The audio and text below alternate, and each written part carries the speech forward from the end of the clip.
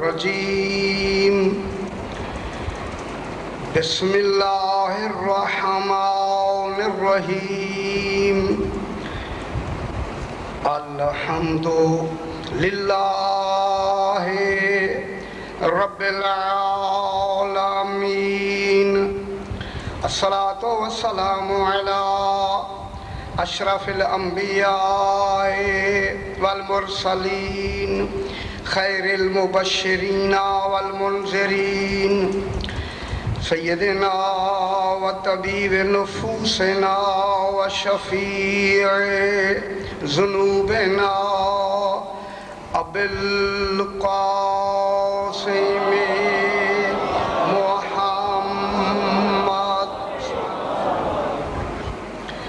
وآلہ الطیبین الطاہرین المعصومین صلوات اللہ علیہم اجمعین اما بعد بسم اللہ الرحمن الرحیم الحمد للہ رب العالمین صلوات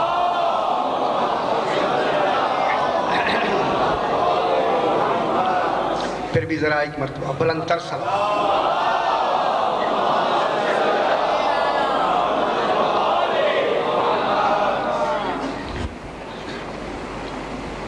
چونکہ یہ مجالس خصوصی طور پر سورہ الحمد پہ پڑھی جا رہی ہیں اور یہ ماہ رمضان بھی ہے تو ایک حدیث سرکار دو عالم کی پہلے بیان کرنا مناسب ہے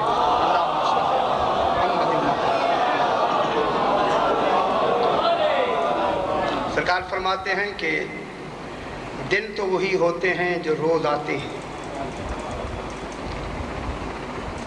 لگتا ہے ایسا ہے کہ جو آتے ہیں کہہ رہا ہے اسی کے کنٹرول میں نظام ہے۔ دن تو روز آتے ہیں مگر یہ جو ماہ رمضان کے دن ہیں یہ تمہارے دن عام دنوں کی مانند نہیں ہونے چاہیے۔ اس میں جب روزہ ہے تو پھر ہر شے کا روزہ ہونا ضروری ہے، آنکھ کا بھی روزہ ہونا ضروری ہے۔ سبحان اللہ، خدا جان جس کا آنکھ پہ کنٹرول ہو اسے مصطفیٰ کہتے ہیں۔ تمہاری آنکھ کا بھی روزہ ہونا ضروری ہے، صرف آنکھ کا نہیں بلکہ تمہارے کانوں کا بھی روزہ ہونا چاہیے، صرف کانوں کا بھی نہیں تمہاری زبان کا بھی روزہ ہونا چاہیے۔ قربان ہو جاؤں، صرف زبان کا بھی نہیں، فرمایا تمہاری فکر کا بھی روزہ ہونا چاہیے۔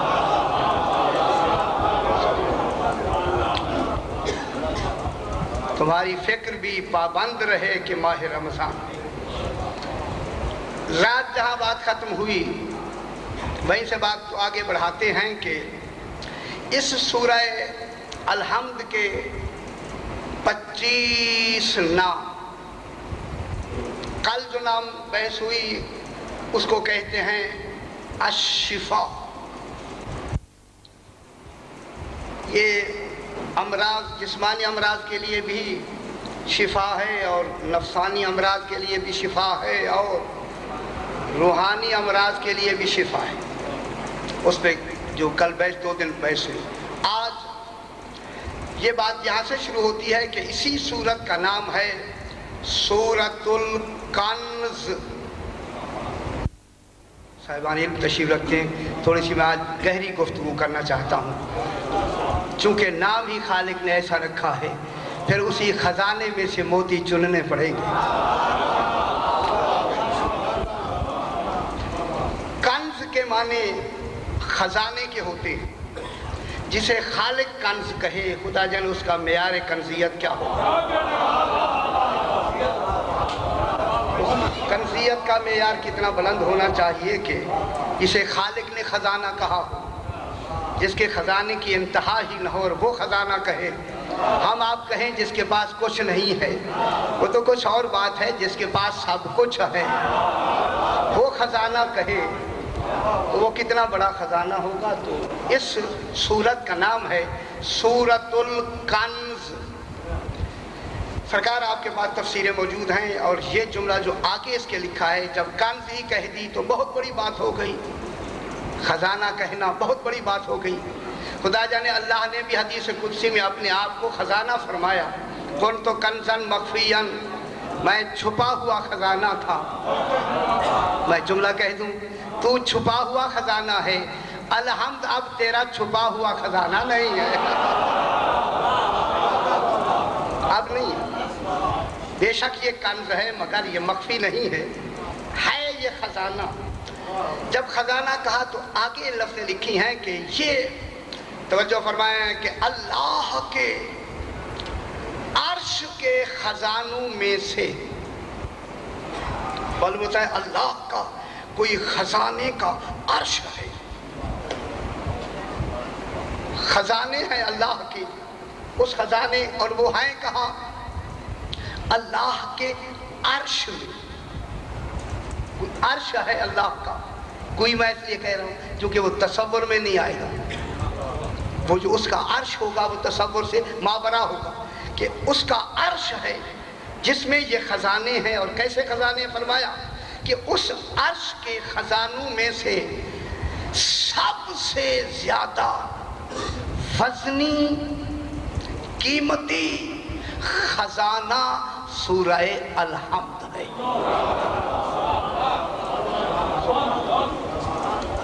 اللہ کے تمام قیمتی خزانوں، میری طرف دیکھیں بابا، میری طرف دیکھیں، قیمتی خزانوں میں سے جو انتہائی قیمتی خزانہ ہے، اس خزانے کا نام ہے سورہ الحمد، عرش کے خزانوں میں سے۔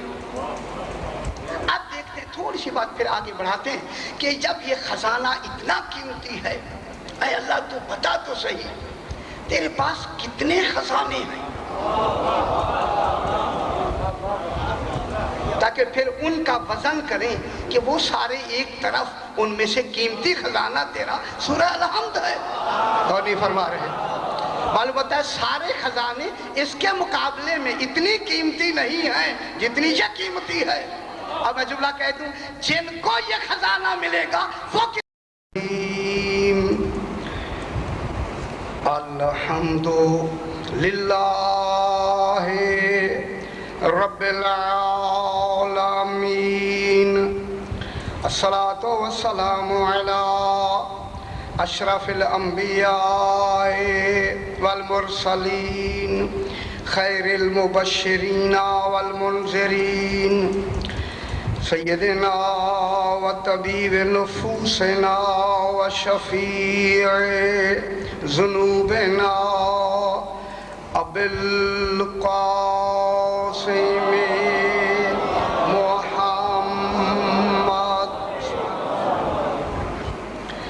وآلہ الطیبین الطاہرین المعصومین صلوات اللہ علیہم اجمعین۔ اما بعد، بسم اللہ الرحمن الرحیم، الحمد للہ رب العالمین، صلوات۔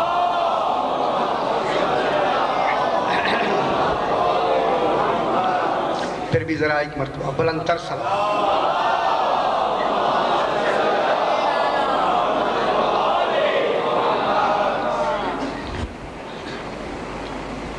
چونکہ یہ مجالس خصوصی طور پر سورہ الحمد پہ پڑھی جا رہی ہیں، اور یہ ماہ رمضان بھی ہے، تو ایک حدیث سرکار دو عالم کی پہلے بیان کرنا مناسب ہے۔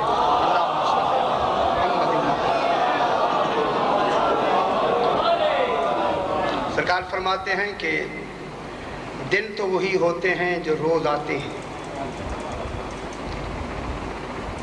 لگتا ہے ایسے کہ جو آتے ہیں کہہ رہا ہے اسی کے کنٹرول میں نظام ہے۔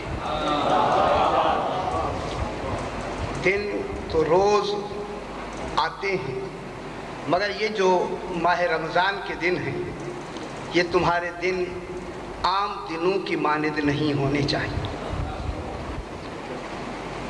اس میں جب روزہ ہے تو پھر ہر شے کا روزہ ہونا ضروری ہے۔ آنکھ کا بھی روزہ ہونا ضروری ہے۔ سبحان اللہ۔ خدا جانے جس کا آنکھ پہ کنٹرول ہو اسے مصطفیٰ کہتے ہیں۔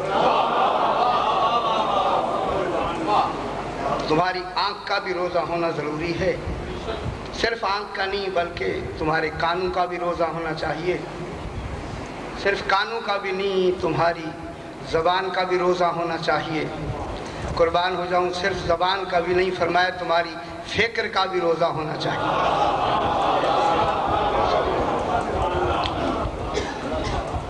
تمہاری فکر بھی پابند رہے کہ ماہ رمضان ہے۔ رات جہاں بات ختم ہوئی وہیں سے بات تو آگے بڑھاتے ہیں کہ اس سورہ الحمد کے 25 نام، کل جو نام بحث ہوئی اس کو کہتے ہیں الشفاء۔ یہ امراض، جسمانی امراض کے لیے بھی شفا ہے اور نفسانی امراض کے لیے بھی شفا ہے اور روحانی امراض کے لیے بھی شفا ہے۔ اس پہ جو کل بحث 2 دن بحث ہوئی، آج یہ بات یہاں سے شروع ہوتی ہے کہ اسی سورت کا نام ہے سورۃ الکنز۔ صاحبان علم تشریف رکھتے ہیں، تھوڑی سی میں آج گہری گفتگو کرنا چاہتا ہوں، چونکہ نام ہی خالق نے ایسا رکھا ہے، پھر اسی خزانے میں سے موتی چننے پڑیں گے۔ کنز کے معنی خزانے کے ہوتے ہیں، جسے خالق کنز کہے، خدا جانے اس کا معیار کنزیت کیا ہوگا۔ کنزیت کا معیار کتنا بلند ہونا چاہیے کہ جسے خالق نے خزانہ کہا ہو، جس کے خزانے کی انتہا ہی نہ ہو، اور وہ خزانہ کہے۔ ہم آپ کہیں جس کے پاس کچھ نہیں ہے، وہ تو کچھ اور بات ہے، جس کے پاس سب کچھ ہے وہ خزانہ کہے تو وہ کتنا بڑا خزانہ ہوگا۔ تو اس سورت کا نام ہے سورۃ الکنز۔ سرکار آپ کے پاس تفسیریں موجود ہیں، اور یہ جملہ جو آگے اس کے لکھا ہے، جب کنز ہی کہہ دی تو بہت بڑی بات ہو گئی، خزانہ کہنا بہت بڑی بات ہو گئی۔ خدا جانے اللہ نے بھی حدیث قدسی میں اپنے آپ کو خزانہ فرمایا، کنت کنزا مخفیا، میں چھپا ہوا خزانہ تھا۔ میں جملہ کہہ دوں، تو چھپا ہوا خزانہ ہے، الحمد اب تیرا چھپا ہوا خزانہ نہیں ہے، اب نہیں ہے۔ بے شک یہ کنز ہے مگر یہ مخفی نہیں ہے، ہے یہ خزانہ۔ جب خزانہ کہا تو آگے لفظیں لکھی ہیں کہ یہ توجہ فرمائیں کہ اللہ کے عرش کے خزانوں میں سے، معلوم ہوتا ہے اللہ کا کوئی خزانے کا عرش ہے، خزانے ہیں اللہ کی، اس خزانے، اور وہ ہیں کہاں؟ اللہ کے عرش میں۔ کوئی عرش ہے اللہ کا، کوئی میں اس لیے کہہ رہا ہوں کیونکہ وہ تصور میں نہیں آئے گا، وہ جو اس کا عرش ہوگا وہ تصور سے مابرا ہوگا، کہ اس کا عرش ہے جس میں یہ خزانے ہیں۔ اور کیسے خزانے؟ فرمایا کہ اس عرش کے خزانوں میں سے سب سے زیادہ وزنی قیمتی خزانہ سورہ الحمد ہے۔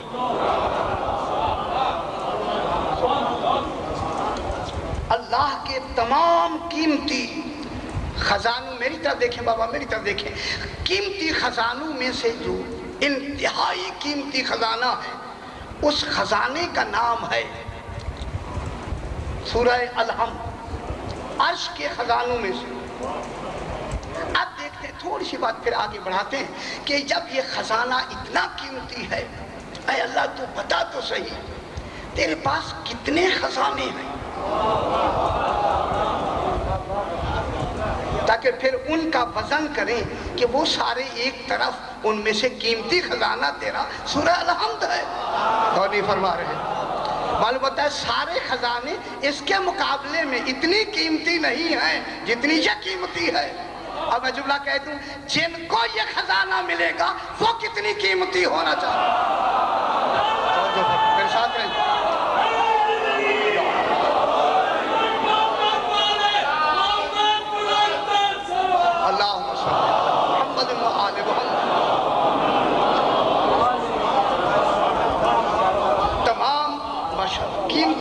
خزانوں میں سے یہ ساتھ بسم اللہ قیمتی خزانوں میں سے یہاں ہے تو صحیح جگہ یا ٹھیک بیٹھے آسرا ٹھیک ہے قیمتی خزانوں میں سے یہ قیمتی اس میں ایک لفظ جوہر بھی لکھی ہے جوہر جہاں یعنی جوہر اس کو کہتے ہیں کہ جہاں موتی کی آخری منزل ہو اس کو جوہر کہتے ہیں تو معلوم ہوتا ہے یہ خالق کا ایک قیمتی جوہر ہے جس کو کہتے ہیں سورہ حمد اب دیکھتے ہیں کہ خالق کے کتنے خزانے ہیں سرکار قرآن میں ہے سورہ ہجر میں 14ویں پارے میں کہ ایم من شیئن الا عندنا خزائنہ وما ننزلہ الا بقدر معلوم پروردگارہ تو کہنا میرے خزانے ہیں میرے پاس یہ ہمارے کیوں کہتا ہے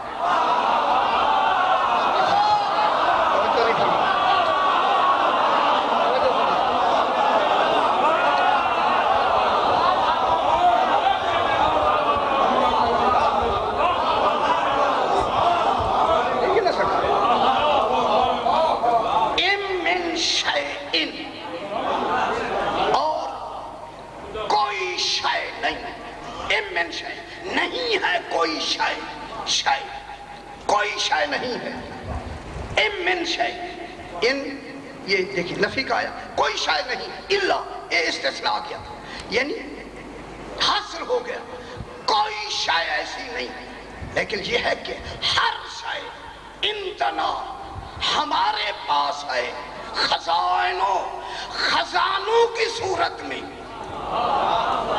میرے پاس نہیں خدا جانے وہ پاس کون ہے جو خالق کے پاس نہیں کون نہیں فرما رہے جب عندنا خزائن ہمارے پاس ان کے خزائن ہیں آگے کیا فرماتا ہے وما ننزلہ الا بقدر معلوم ہم انہی خزانوں سے نازل کرتے ہیں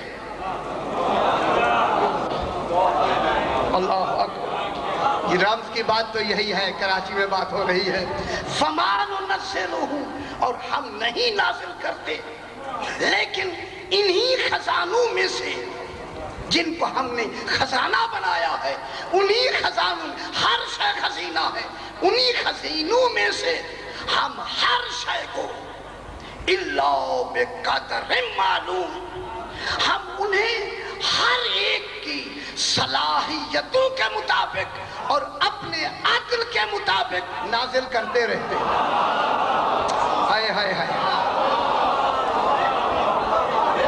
ان کی اور نہیں فرما رہے ان کی صلاحیتوں کے مطابق اور اپنے عدل کے مطابق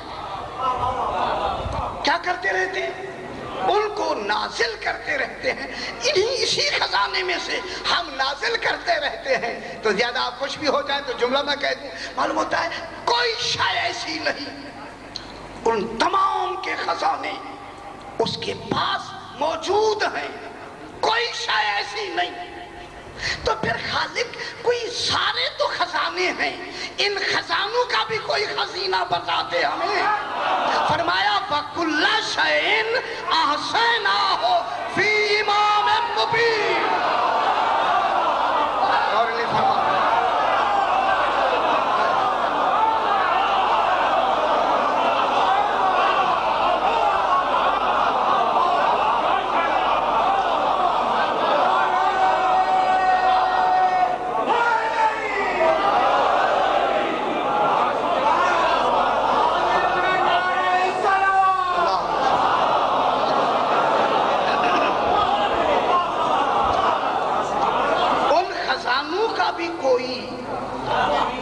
خزانہ ایسا ہونا چاہیے کہ وہ سارے خزانے سمٹ کر اسی خزانے میں آ کے جمع ہو جائیں تاکہ دینے میں بھی آسانی ہو لینے والوں کو لینے میں بھی آسانی اور نہیں فرما رہے ہیں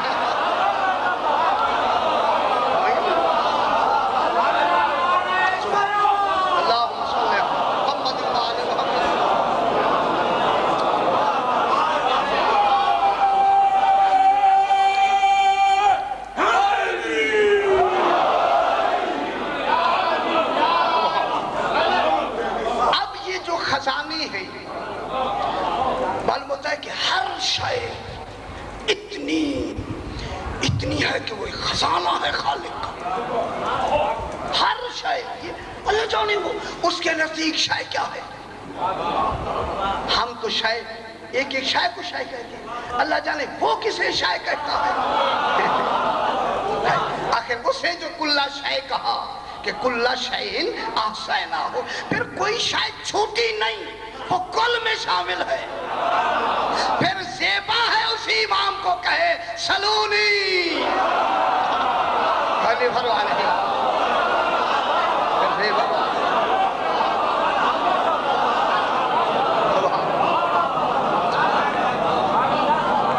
کہ وہ کہے پوچھو لوگوں مجھ سے جو پوچھنا چاہتے ہیں. جب یہ خزانے ہیں تو ہم کیونکہ تشبیہ سمجھانے کے لیے ہوتی ہے اور حکم تنزیہ کا ہوتا ہے. مثالیں اس لیے دی جاتی ہیں تاکہ سمجھ آئے, وہ بغیر مثالوں کے سمجھ نہیں آتا. بادشاہوں کے خزانے ہوتے ہیں, بادشاہ ہے اس کے خزانے, کئی خزانے, زر و جواہرات کے خزانے الگ ہیں, رقم کے خزانے الگ ہیں, ہیرو کے خزانے الگ ہیں, مال کے خزانے الگ ہیں, گندم کے خزانے الگ ہیں, ہر خزانے الگ ہیں. جب خزانے الگ ہیں, خزانہ کہنا بتاتا ہے کہ محافظ کی ضرورت ہے. اور نہیں فرما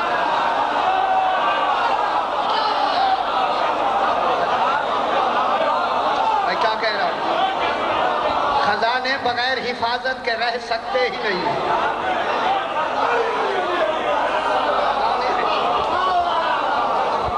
ان کے لیے تو حفاظت ضروری ہے, قیمتی چیزیں ہیں, ایسے ضائع تو نہ ہو جائیں. تو پھر ان کے لیے کیا ضرورت ہے.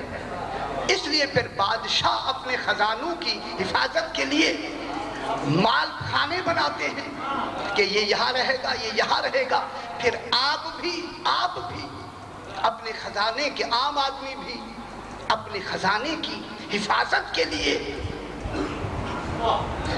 جگہ بناتا ہے, سیف بناتا ہے, لاکرز بناتا ہے, بٹوے بناتا ہے, ہیمانی بناتا ہے, صندوقیں بناتا ہے, تاکہ میرا مال محفوظ رہے.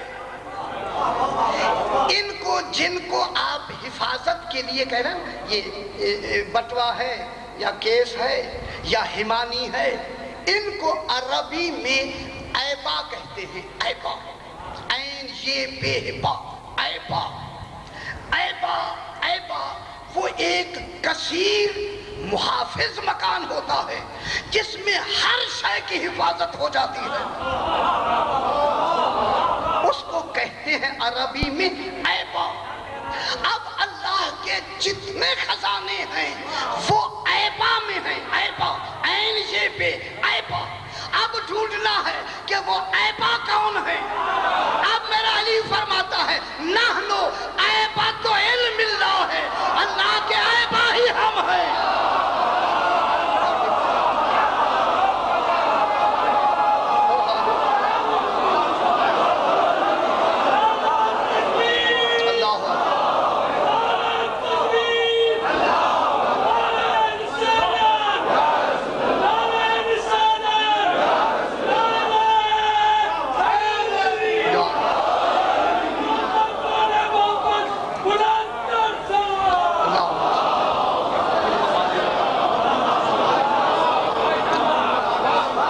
خوش ہونا چاہیے بابا, خوش ہونا چاہیے. دیکھیں چہرے کھل جانے چاہیے. اپنے امام کا ذکر ہو رہا ہے. نحنو, امام فرماتے ہیں نحنو, ہم 14 ایبت علم اللہ ہے, اللہ کے علم کی حمانیے ہی ہم ہیں.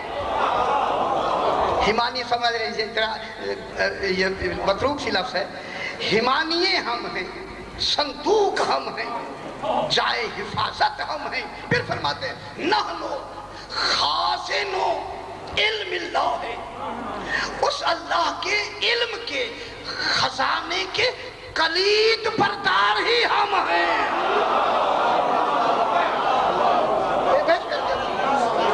خازن ہیں, خازن. پھر فرماتے ہیں نحنو خزینۃ علم اللہ ہے, اللہ کے ہم اللہ کے علم کے خزینہ ہیں. خزینہ. پھر فرماتا نحنو خزائن علم اللہ فی السماوات والارض ولا علی ذہب ولا علی فضة الا علی علمہ. اللہ کے خزانوں کے آسمانوں زمینوں میں ہم خازن ہیں، سونے کے نہیں، چاندی کے نہیں، علم کے خازن ہیں. ہم اس کے ماشاءاللہ ہم اللہ کے علم کے کیا ہو گئے جناب؟ خازن، خزینہ. ٹھیک ہے، یہاں تک. اب عیبہ کون ہو گئے؟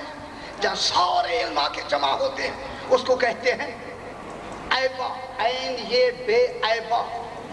عیبہ کون ہے؟ محمد والے محمد. ان سارے علوم الہیہ ان کے پاس. اب اسی سورہ ہم جو سب سے اہم قیمتی سرمایہ ہے اللہ کا، اس کا نام ہے سورہ تفویض.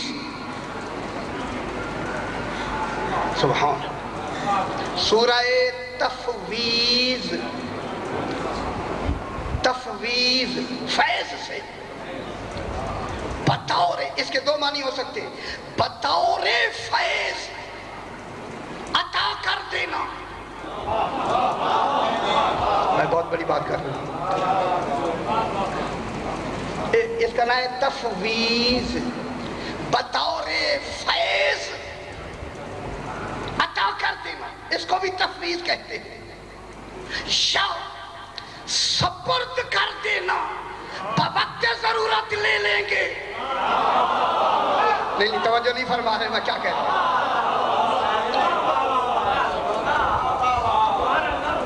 تفویض کے کیا معنی؟ فیض کر کے عطا کر دینا، دے دینا.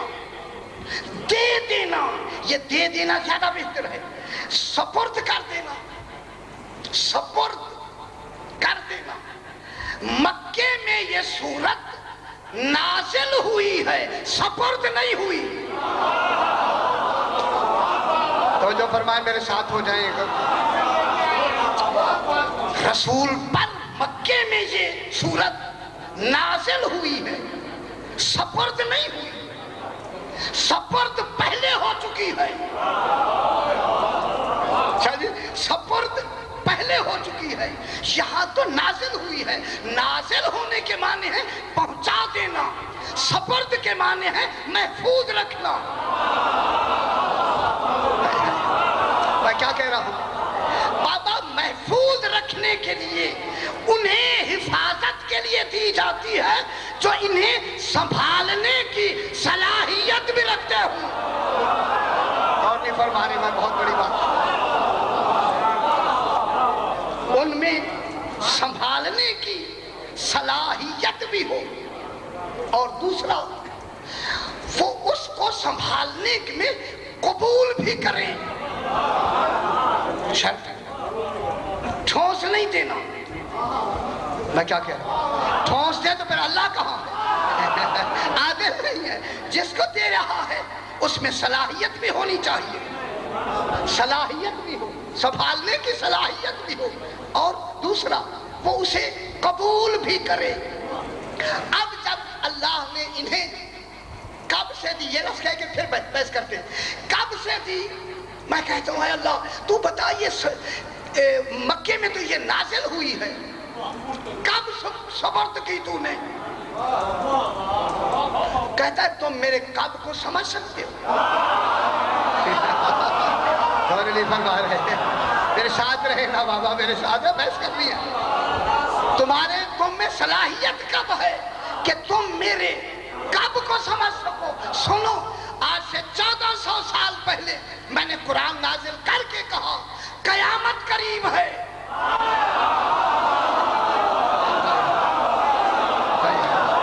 اور نہیں فرما رہے.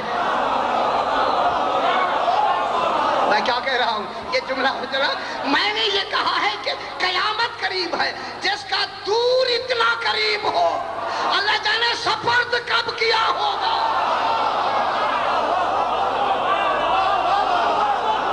کون تصور کر سکتا ہے؟ اللہم صلی علی محمد وعلی محمد.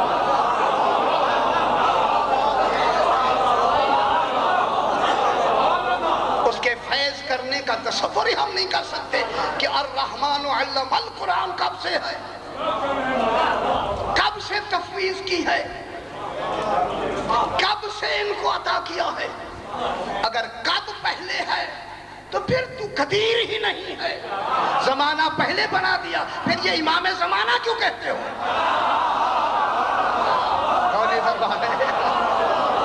زمانے کے امام ہیں تو زمانہ بعد میں معلوم ہوتا ہے، ابھی زمانے کا تصور نہیں، کب بنایا؟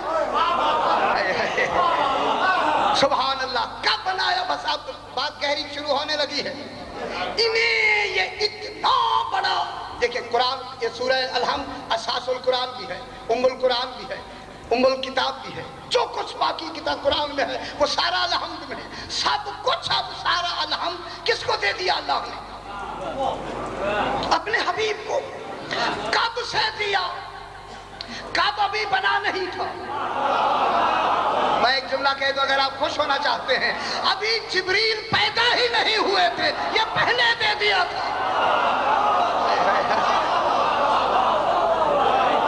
ابھی جبریل کے تصور ہی نہیں ہے، یہ علم ہم نے انہیں اس وقت کا دے دیا۔ اب سوال ہو گیا کہ کیوں دیا؟ اپنے پاس رکھ لینا پروردگارا، کیوں دیتا ہے؟ ہاتھ باندھ کے میں کہتا ہوں پروردگار ذرا رکھ کے تو دیکھ، کیوں دیا؟ خالق تو نے یہ کیوں دیا؟ اس لیے کہ اللہ نے ان کو یہ سارا علم اس لیے دیا کہ وہ احد ہے۔ توجہ فرمائے، میرے ساتھ ہو جائے۔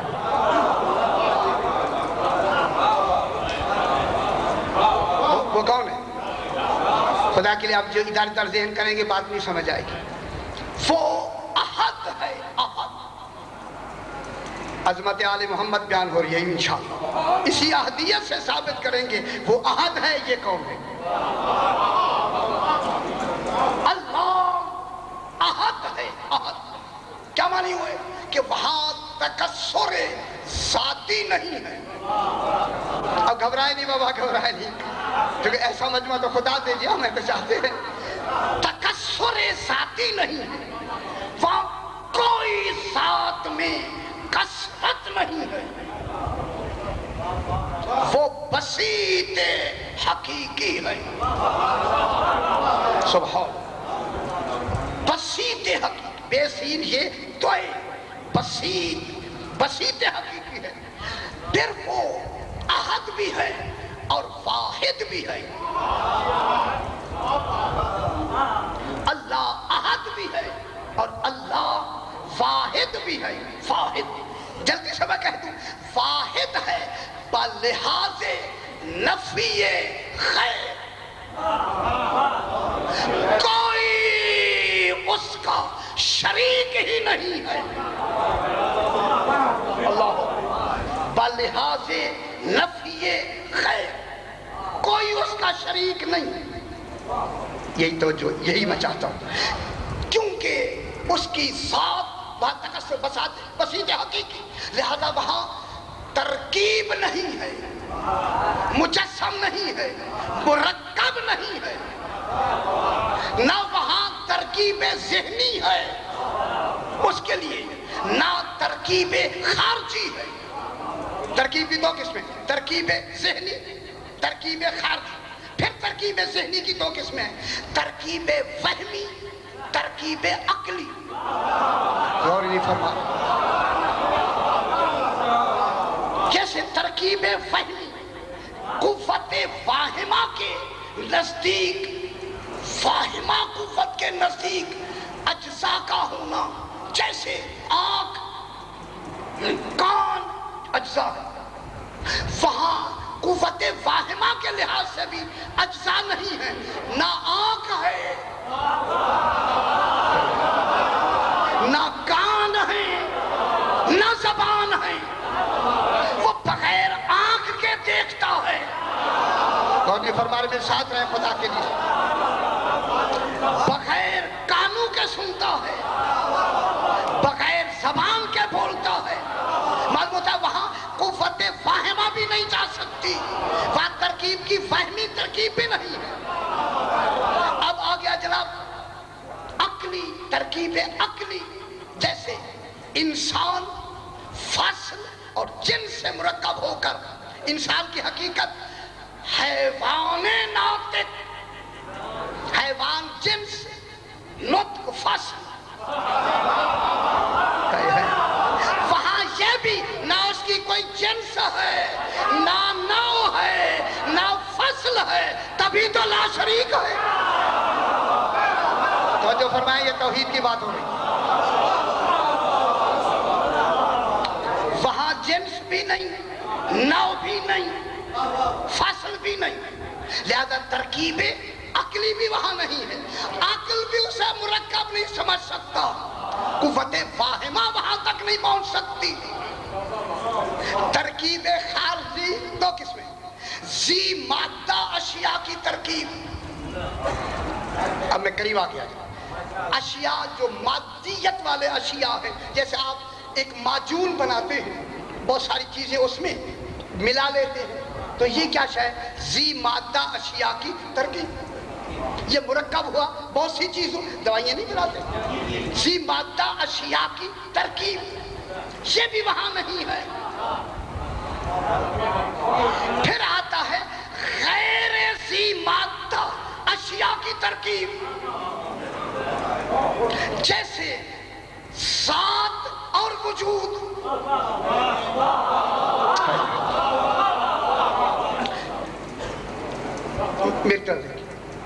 غیر ذی مادہ اشیاء کی ترکیب، یعنی شے مرکب بھی ہو جائے اور وہ مادی بھی نہ ہو۔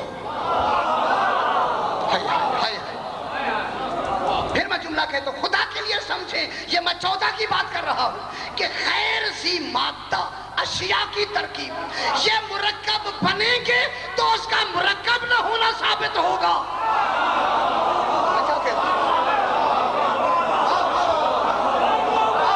یہ مرکب بنائے گا،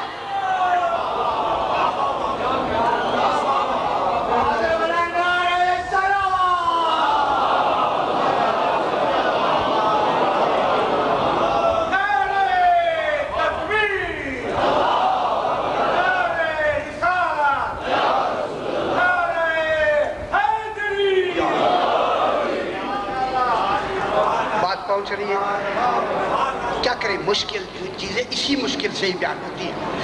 غیر، توجہ فرمائیں بابا، غیر ذی مادہ اشیاء کی ترکیب، شے مرکب بھی ہو اور اس میں مادے کا تصور ہی نہ ہو، یہ وہ ہیں جو خالق کے بعد کمال تجرد رکھتے ہیں، اس کا حقیقی تجرد ہے، ان کا عنایتی تجرد ہے۔ میں کیا کہہ رہا ہوں، وہ بذات مجرد ہے، یہ بالعطا مجرد ہے، ان کو خالق نے جو تجرد دیا ہے، لہذا جب اس کا علم تجرد ہی تجرد ہے، پھر سنبھالنے والا بھی تو ایسا ہونا چاہیے۔ اور نہیں فرما رہے، اب میں لفظ کہتا ہوں خدا، سنبھالنے والا بھی تو ایسا ہونا چاہیے، تو نتیجہ نکلا غیر معصوم کبھی بھی قرآن کا وارث نہیں ہو سکتا۔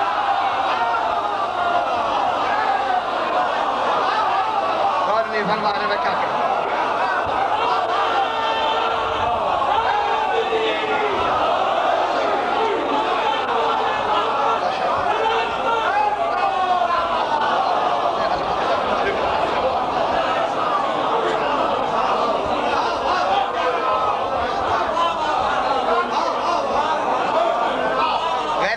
کبھی بھی ایسے تجرد کا وارث نہیں ہو سکتا۔ میں کیا کہہ رہا ہوں، ہوگی بات ختم ہو۔ اب یہ ہوا کہ غیر ذی مادہ اشیاء کی ترکیب، وہ مادی بھی نہ ہو مرکب بھی ہو جائیں اور مجرد بھی رہیں. جب مادہ ہی نہیں ہوگا تو مجرد ہوں گے. جب مادہ ہی نہیں ہے تو وہ مجرد ہوں گے. وہ مجرد مرکب کیسے ہوں گے؟ ذات اور وجود سے. اللہ ذات اور وجود سے مرکب نہیں. جو اس کا وجود ہے وہی ذات ہے، جو ذات ہے وہی وجود ہے. ہائے ہائے ہائے ہائے، میں بہت بڑی بات کر رہا ہوں خدا کا. اللہ ذات اور وجود سے مرکب نہیں ہے، لیکن یہ 14 ذات اور وجود سے مرکب ہیں. مرکب ذات بھی رکھتے ہیں اور وجود بھی رکھتے ہیں، لیکن وجود میں مادیت نہیں ہے. یہ 14 نطفے سے نہیں بنے.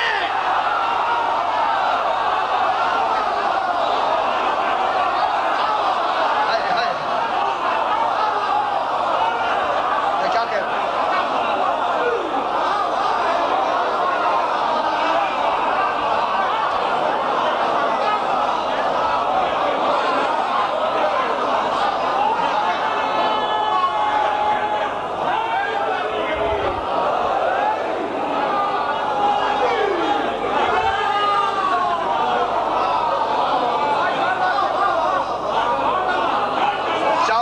سبب سے نہیں بنے، لطفے سے نہیں بنے.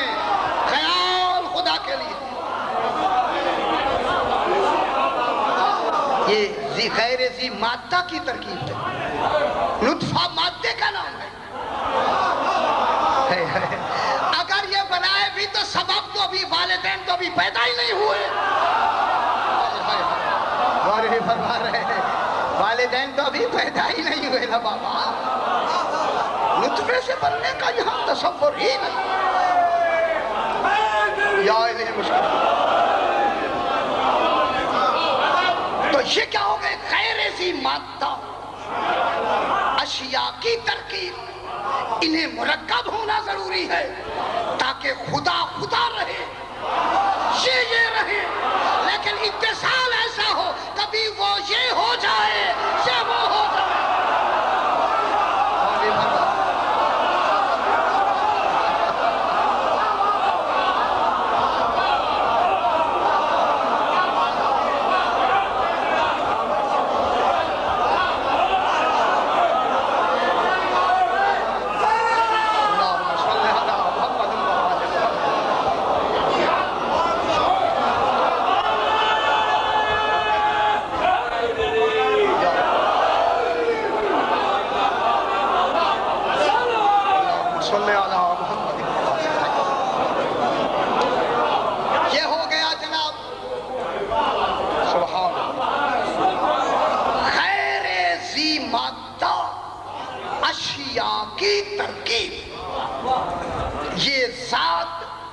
اور وجود سے مرکب ہے. اللہ مرکب نہیں ہے. اس کی ذات عین وجود ہے، وجود عین ذات ہے، علم عین ذات ہے، ذات عین علم ہے. ان کا وجود ذات پر، اللہ کا وجود ذات پر، زائد پر ذات نہیں، عین ذات ہے. لیکن 14 کا وجود ہے زائد پر ذات مگر ذاتی ہے. دیکھیں بات بہت خوشی ہوگی آپ کے. ان کا وجود زائد پر ذات ہے چونکہ عطا ہوا ہے. جو عطا ہوتا ہے وہ زائد پر ذات ہوتا ہے. ان کا وجود ہے عطائی، لیکن ہے کیا؟ ذاتی. ذاتی ذاتی یہ ہوتا ہے جیسے ان کا وجود اور ان کی ذات. ان کی ذات کیا ہے؟ اب ایک سوال کیا خاموش. قبلہ مجھے وہاں فرما رہے ہیں. اللہ ان 14 کی ذات ہے انسانیت. سبحان توجہ فرمائیں. ان 14 کی ذات ہے انسانیت اور ان کا وجود ہے عین نور. اول ما خلق اللہ نوری عین روح، اول ما خلق اللہ روحی عین عقل، اول ما خلق اللہ العقل. زیادہ بحث نہیں کرتے اتنے دیں وقت تو چلتا رہے گا انشاءاللہ. اب ان کا وجود کیا ہے؟ عقل، عین عقل. یہ عاقل نہیں، عین عقل ہے. غور فرما رہے ہیں جہاں عین عقل ہو وہاں جہل کا گزر ہی نہیں ہوتا. یہ عین عقل ہے، عاقل نہیں، عین عقل. عقل کیا ہے؟ ان کا وجود. نور کیا ہے؟ ان کا وجود. یہ جو ظاہری نور مکے میں تھا یہ دیکھنے والا ہے، یہ عارضی جسم تھا، یہ مثل چادر کے ہے، یہ بشر نہیں ہے، مثل بشر ہیں. میں کیا کہہ رہا ہوں؟ یہ بشر نہیں ہے، یہ بشر نہیں ہے. یہ کیا ہے؟ مثل بشر نہیں. اب ان کو کیوں بنایا؟ اب ترکیب کن کی ہوئی؟ ان کی. ان کو مرکب بنایا ذات اور وجود سے، انہیں مرکب بنایا تاکہ اپنے اللہ. کیوں بنایا؟ کہ وہ احد ہے اور واحد ہے. ٹھیک ہے، احد کے معنی جہاں ترکیب نہ ہو. ان کو کیا بنایا؟ مرکب. اب میں جملہ کہہ دوں، اللہ احد ہے، یہ واحد ہے. اب سمجھ آ رہی ہے جناب؟ اللہ احد، یہ واحد. کیوں کہ یہ واحد احد کی صفت ہے. واحد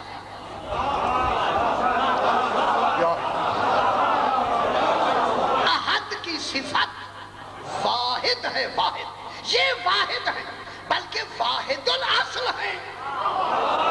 میں جملہ کہہ دوں، یہ واحد الاصل ہوتے ہوئے سیدہ ام الاصل ہے. اور نہیں فرما رہے. اب اب یہ کیا ہو گئے؟ واحد الاصل کیا مطلب ہے؟ یہ 14 محمد ہیں، پہلا بھی محمد ہے، آخری بھی محمد، کلو محمد، سارے محمد. یہ واحد. اب اللہ احد، یہ واحد. ٹھیک ہے، وہ احد ہے، یہ واحد. اس کی ذات میں ترکیب نہیں، کوئی بھی اس کا ذات میں شریک نہیں ہو سکتا. وہ واحد ہے. اللہ احد ہے ذات میں، واحد ہے صفات میں. میں بہت بڑی بات کر رہا ہوں جناب. اللہ احد ہے ذات میں، واحد ہے صفات میں. وہ ایسا واحد ہے جہاں نفی غیر کوئی بھی شریک نہیں ہو سکتا، نہ اس کی کوئی ذات میں شریک ہو سکتا ہے، نہ اس کی صفات میں کوئی شریک ہو سکتا ہے. اب اللہ نے ان 14 کو بنا کے نہ ذات میں شریک کیا، نہ صفات میں شریک کیا، بلکہ اپنے صفات کا انہیں مظہر بنا کے بھیجا.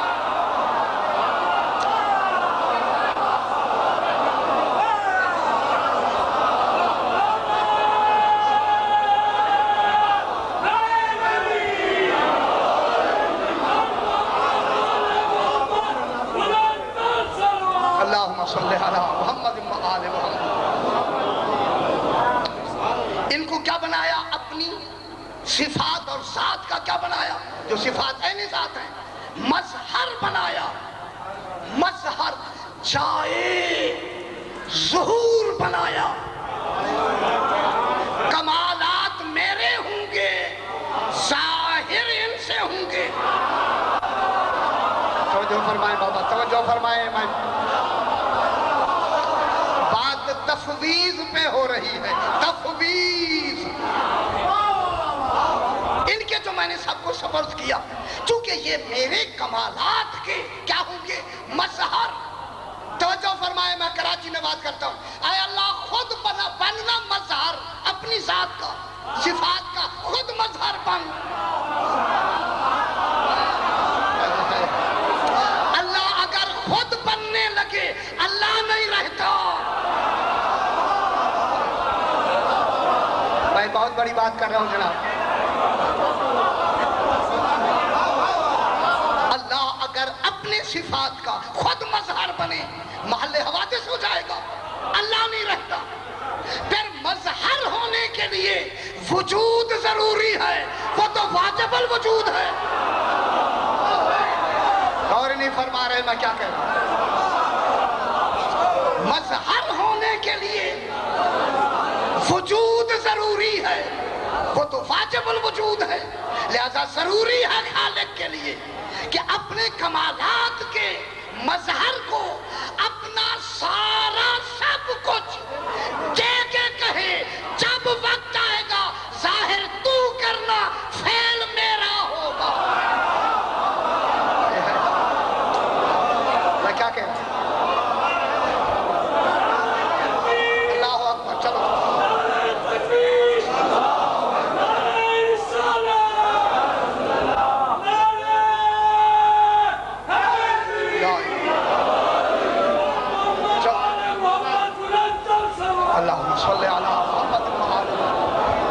میں کہہ رہا ہوں کہ 14 مظہر صفات الہیہ ہیں، اللہ نہیں ہے۔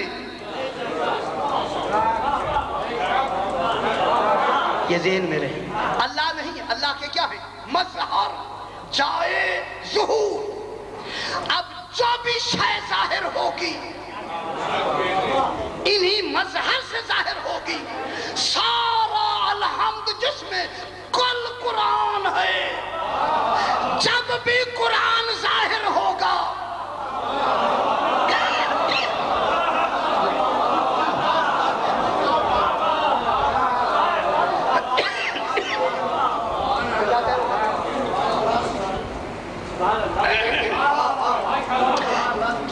ذرا بلند کر سکتے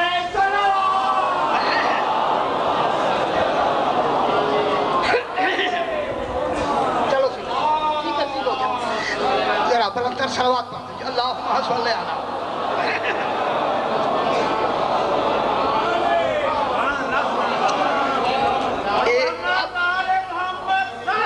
اللہم صلی علی محمد۔ ٹھیک ہے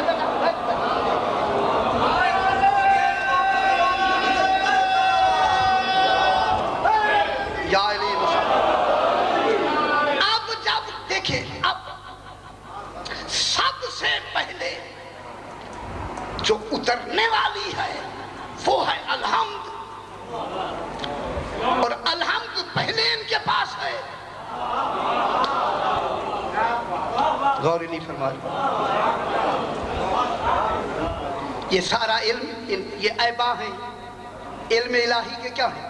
بس بیٹا رکھ دیں، علم الہی کے عیبا ہیں، عیبا۔ یہ 14 چونکہ علم الہی کے کیسا اور تھیمانی اور یہ عیبا تھے ہیں، یہی وجہ تھی کہ جب جناب علی اس دنیا میں آئے، رسول نے فرمایا علی کچھ سنا دو۔ کہا قرآن سناؤں، انجیل سناؤں، زبور سناؤں یا قرآن سناؤں؟ شاید میں فکر دے رہا ہوں، اگر آپ متوجہ ہیں، خدا کے لیے فکر دے رہا ہوں اگر متوجہ ہیں، تو جناب علی نے کیا پڑھا؟ قرآن سے پڑھا۔ سورہ مومنون کی آیتیں پڑھی، بعض روایت میں سارا پڑھا قرآن، لیکن زیادہ روایت یہ ہے کہ سورہ مومنون 18ویں پارے کی آیتیں جناب علی نے پڑھی۔ ہاتھ بات پہ کہ میں کہتا ہوں آقا، آقا، میری ساتھ ذہن میں رہا ہے خدا کے لیے، آقا جب سارا علم الحمد میں ہے، الحمد ہی پڑھ دیتا۔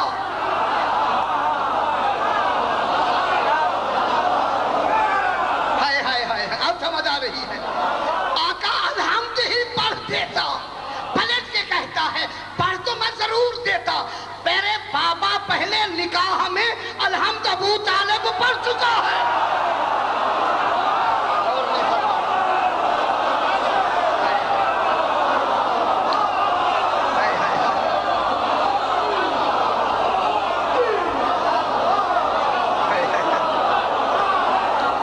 میرا بابا ابو طالب نکاح میں، اور نہیں فرما رہے، میں کیا کہہ رہا ہوں؟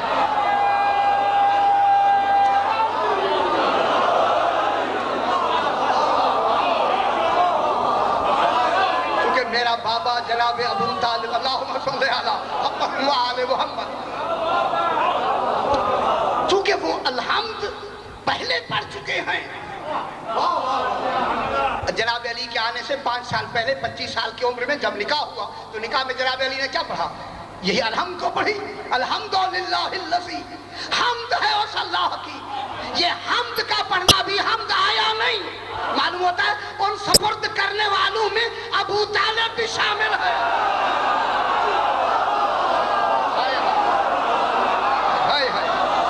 اور نہیں فرما رہے ہیں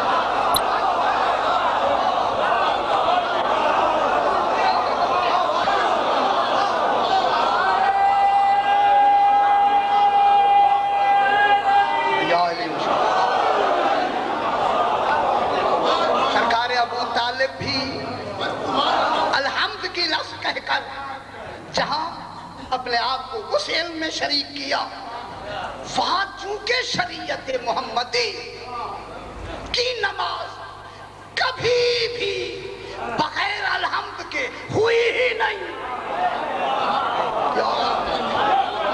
جناب عیسیٰ کی نماز میں الحمد نہیں، ان کی نماز میں الحمد ہے۔ تو یہ جناب ابو طالب الحمد پڑھنا بتاتا ہے کہ میں بھی شریعت رسول پر ہوں، رسول بھی اپنی شریعت پر عمل کرتا ہے۔ اچھا چھوٹے دے دیں کوئی آگے چلو۔ اب آ گیا جناب آ گیا، اب نزول ہونا ہے۔ بیٹا دیکھیں سورہ الحمد نے نازل ہونا ہے، الحمد تو ہے رسول کے پاس۔ اب جبریل پہلے کیسے لے گا؟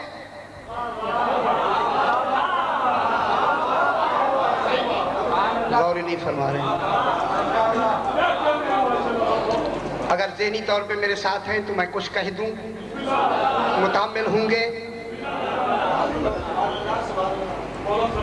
اب جو جناب جبریل علیہ السلام آئیں گے، اب اللہ کہے گا کہ جاؤ اب پہنچاؤ الحمد، پہنچاؤ الحمد کا خزانہ تو رسول ہے۔ اتفاق یہ ہے رسول سے لینا ہے، رسول ہی کو دینا ہے۔ غور نہیں فرما رہے میں کیا کہہ رہا ہوں؟ رسول سے ہی لینا ہے، رسول ہی کو تو دینا ہے۔ ایک جملہ کہہ دوں درمیان میں، اب جناب جبریل جو آئیں گے اللہ کہے گا، دیکھیں اب حکم ہوگا نا اللہ کا، اب اللہ آئے گا جبریل کن سے لے گا؟ حکم تو اس کا ہوگا لے لو، لے گا کس سے؟ معلوم ہوتا ہے نازل ہونے میں، قرآن کے نازل ہونے میں اللہ بھی شریک ہو گیا، رسول بھی شریک ہو گیا، اس لیے کہا میں نے نازل نہیں کیا، ہم نے نازل کیا ہے۔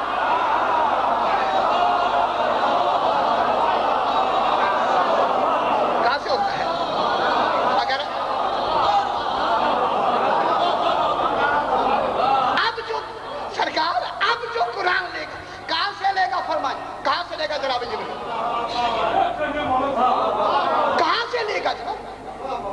اسی لیے تو کہا گیا کہ رسول کے 2 چہرے ہوتے ہیں، ایک حق کی طرف، ایک مخلوق کی طرف۔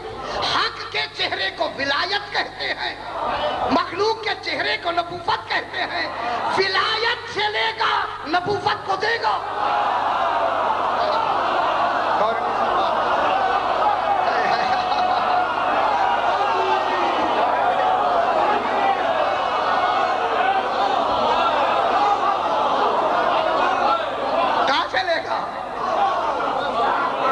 ولایت سے لے گا نبوت کو دے گا۔ رسول کے باطن سے لے گا، ظاہر کو دے گا۔ یہ تو صرف لینا دینا ہے، پڑھانا نہیں ہے۔ اور نہیں فرما رہے میں کیا کہہ رہا ہوں؟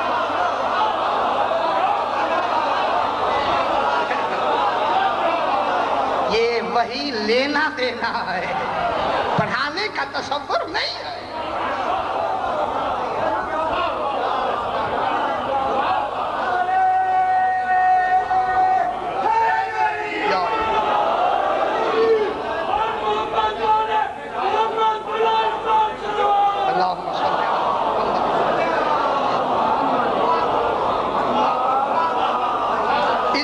لیا دے دیا، باطن سے لیا ظاہر کو دے دیا۔ پروردگارہ یہ نظام کیوں کیا آپ نے؟ لیا دے دیا، لیا دے دیا، یہ کیا ہوا؟ پھر تو بھی کہتا ہے میں نے نازل کیا، ہم نے نازل کیا، یہ کیوں؟ یہ درمیان میں وحی کا سلسلہ کیوں کیا؟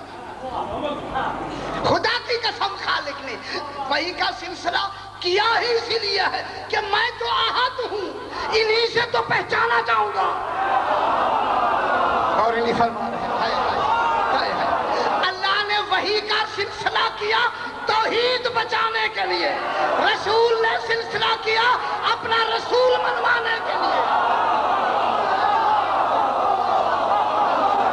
میں کیا کہہ رہا ہوں؟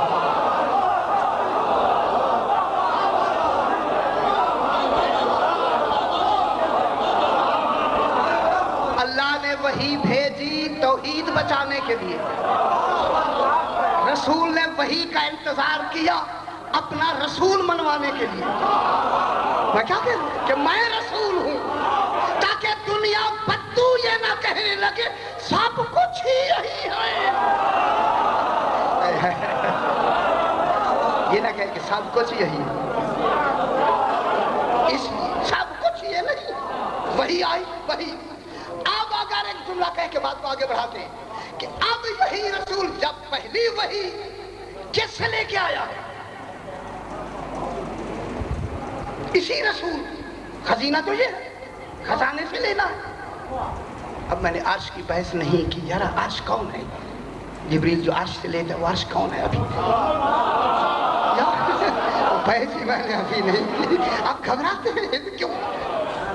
اب جو لی جناب جبریل نے، اب آ کے اگر جبریل دیکھیں سرکار، میں ایک جملہ کہتا ہوں خدا کے لیے وقت کے لحاظ سے، اگر جناب جبریل آ کے کہے ایسے خزانہ علم کو کہے اقرا بسم ربک الذی خلق، اپنے رب کے نام سے پڑھو، خدا کے لیے اگر رسول کہہ دے میں ہی ان پڑھ ہوں، توحید کا کیا رہے گا؟ میں کیا کہہ رہا ہوں؟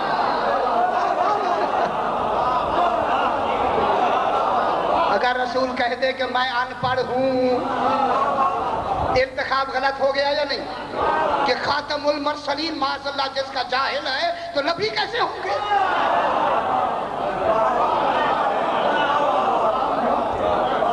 آپ میرے ساتھ تحمل سے سماعت فرمائے، میں جملہ کہتا ہوں۔ رسول نے قطعاً یہ نہیں کہا کہ میں ان پڑھ ہوں، عقلاً بھی نہیں کہہ سکتا، عقلاً میں کہہ رہا ہوں، علماً عقلاً تصور ہی نہیں ہو سکتا کہ ایسا رسول اور پہلی مرتبہ کہتے میں ان پڑھ ہوں، بعد میں اقبال بالکل کہتا ہے میں سب کو جانتا ہوں، بات تو ختم ہو گئی، بعد میں سب کچھ کرتا رہے، بات تو پہلی دیکھی جائے گی۔ بڑی محتاط سے رسول کو بات کرنی ہے۔ رسول نے یہ نہیں کہا کہ میں ان پڑھ ہوں، بلکہ فرمایا یہ ہے کون سے اسم کو پڑھوں؟ غور نہیں فرما رہے۔ اقرا بسم ربک الذی خلق، فوراً کہا اسماء حسنہ تو ہم 14 ہیں، 12 تو میرے نائب ہیں، رہ گئے ہم 2، میں اور فاطمہ۔ فاطمہ ہے ام ابیہا، اپنے سے شروع کروں یا ام ابیہا سے؟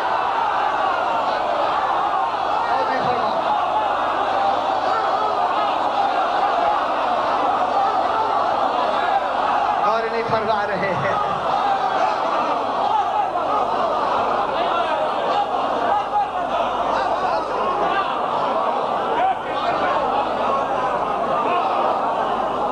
معلوم ہوتا ہے کہ بی بی کا بھی اسی میں وہ مقام ہے جہاں رسول کو بھی سوچنا پڑے اسے فاطمہ کرے۔ اللہ رسول بھی سوچ رہا ہے کون سے نام سے، اپنے نام سے شروع کروں یا اسماء الہی تو میں، اسماء حسنہ ہم ہیں۔ غور فرما رہے یہ وہ ذوات پاک ہیں کہ جن کو خالق نے کیا دی؟ سورہ الحمد۔ ان کو کیا کیا؟ تفویض۔ کیونکہ وقت ہو گیا، وہ بحث لمبی، ذرا بلند تر صلوات پڑھ دیں یا اللہ۔ اچھا چلو آپ کو میں چھوٹی سی ایک واقعہ سنا دوں، اس میں ہماری طرح کا واقعہ ہے، وہ میں سنا دیتا ہوں۔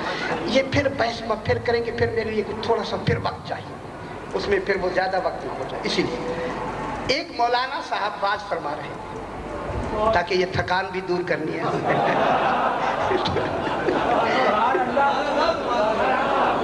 شاہ جی مولانا صاحب بات فرما رہے تھے، ہو سکتا ہے یہ روزوں کا مہینہ ہو، انہوں نے کہا جناب یہ جو سورہ الحمد ہے ہر کام کے لیے، جس کام کے لیے ازما اسی کے لیے، مردے پہ پڑھو زندہ ہو جاتا ہے، طی الارض ہو جاتا ہے، اور سب کچھ ہو جاتا ہے، اور ہو جاتا ہے، اور یہاں تک کہ فاصلے بھی کم ہو جاتے ہیں۔ حیران ہو رہے ہیں، اب آپ بھی فاصلے کم کریں، حیدرآباد منٹ میں پہنچے۔ اب یہ ہوا کہ اس نے کہا کہ جناب وہ فاصلے بھی طے ہو جاتے ہیں، تو ایک دیہات سے بیچارہ جو درمیان میں ان کے ایک نہر ہوتی تھی بڑی لمبی ساری، وہ بیچارہ دور سے پیدل چل چل کے نا اس فاس میں آتا تھا۔ جس دن وہ آیا اتفاق سے مولانا صاحب نے یہی پڑھا کہ سورہ الحمد میں فاصلے کم ہو جاتے ہیں۔ اب جو اس نے سنا تو جب اسی نہر پہ آیا کہنے لگا یہ 2 میل کا فاصلہ کیوں کروں، مولانا نے جو کہا ہے آج کیوں نہ میں آزما لوں، پانی میں بیٹھ جاتا ہوں، میں پڑھتا ہوں، دیکھے پار جاتا ہوں یا نہیں جاتا۔ ظاہر ہے اس نے کہا وہ نہیں، بڑے اعتبار سے کہا، لہذا اب جو بیٹھا پڑھا پار ہو گیا۔ غور نہیں فرما رہے،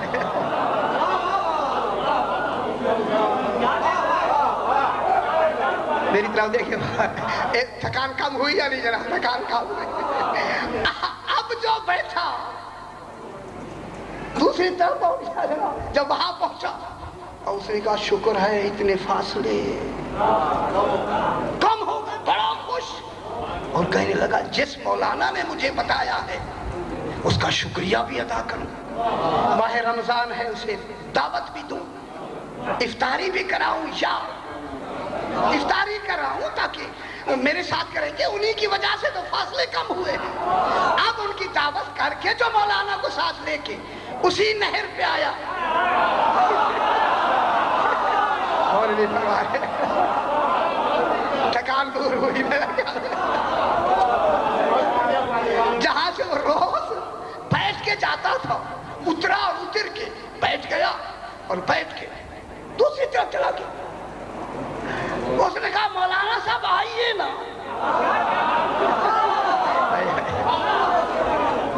کیا بات ہے کیسے آئے؟ بول تو ہے نہیں کہنا جیسے میں آیا ہوں، کیسے وہاں پہنچا؟ سرکار آپ نے تو بتایا تھا الحمد پڑھو فاصلے کم ہو جاتے ہیں، آپ نے بتایا میں نے عمل کیا، میں تو پار آ جاتا ہوں، آپ کیوں نہیں آتے؟ کہنے لگا تمہارا یقین اور ہے، یقین اور ہے۔ وآخر دعوانا الحمدللہ۔ کل انشاءاللہ یہ سے پھر بات آگے بڑھائیں گے۔ تو پروردگار جو حضرات جو تمنائیں لے کر حاضر ہوتے ہیں انہوں نے فیض المرام فرما، جن جن حضرات نے اس کار خیر میں حصہ ڈالا ہے ان کو اپنی بارگاہ میں منظور و مقبول فرما، جو بیمار ہیں انہیں شفاء کاملہ عطا فرما، بے اولاد ہیں اولاد نرینہ عطا فرما، بے روزگار ہیں روزگار عطا فرما، اپنے اپنے مرحومین کے لیے، بانیان کے مرحومین کے لیے، شہداء اور جن کا کوئی پڑھنے والا نہیں ہے۔ جی سورہ فاتحہ۔ بسم اللہ الرحمن الرحیم۔